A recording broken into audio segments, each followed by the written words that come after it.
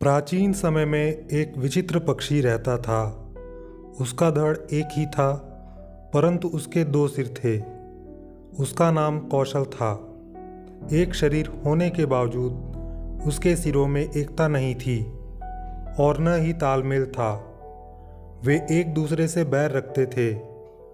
हर जीव सोचने समझने का काम दिमाग से करता है और दिमाग होता है सिर में।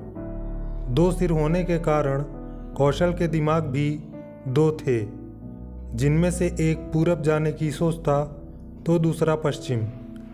होता यह था कि टांगें एक कदम पूरब की ओर चलती तो अगला कदम पश्चिम की ओर, और कौशल स्वयं को वहीं खड़ा पाता था। कौशल का जीवन बस दो सिरों के बीच रसाकसी बनकर रह गया था। एक दिन कौशल भोजन की तलाश में नदी तट पर घूम रहा था कि एक सिर को नीचे गिरा एक फल नजर आया।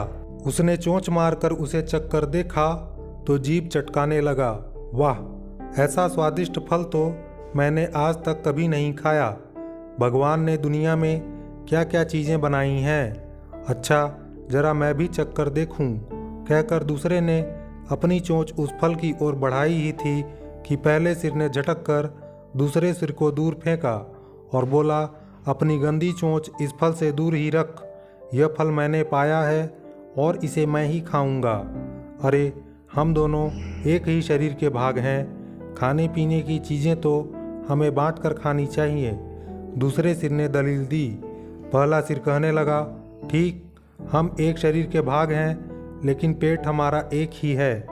मैं इस फल को खाऊंगा तो वह पेट में ही तो जाएगा और पेट तेरा भी है। दूसरा सिर बोला, खाने का मतलब केवल पेट भरना ही नहीं होता भाई। जीभ का स्वाद भी तो कोई चीज़ है। तबीयत को संतुष्टि तो जीभ से ही मिलती है। खाने का असली मज़ा तो मुंह में ही है। पहला सिर तनकर चिढ़ाने वाले स्वर में बोला, मैंने तेरी जीभ और खाने के मज़े का ठेका थोड़ी ही ले रखा है। फल खाने के बाद पेट से डकार आएगी। वह डकार तेरे भी मुंह से निकलेगी। उसी से गुजारा चला लेना। अब ज़्यादा बकवास न कर और मुझे शांति से फल खाने दे। ऐसा कहकर पहला सिर चटकारे ले लेकर फल खाने लगा। इस घटना के बाद दूसरे सिर ने बदला लेने की ठान ली और मौके की तलाश में रहने लगा। कुछ दिन बाद फिर कौशल भोजन की तलाश में घूम रहा था कि दूसरे सिर की नज़र एक फल पर पड़ी। उसे जिस चीज़ की तलाश थी उसे वह मिल गई थी। दूसरा सिर उस फल पर चोंच मारने ही जा रहा था कि पहले सिर ने चीख कर चेतावनी दी, अरे अरे, इस फल को मत खाना।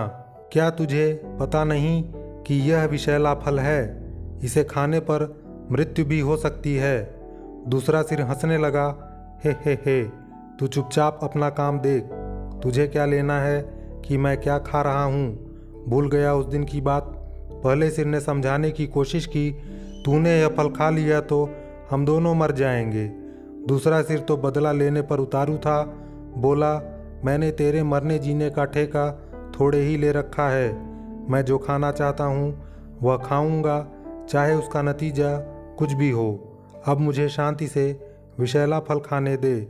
दूसरे सिर ने सारा विषैला फल खा लिया और वह तड़प तड़प कर मर गया।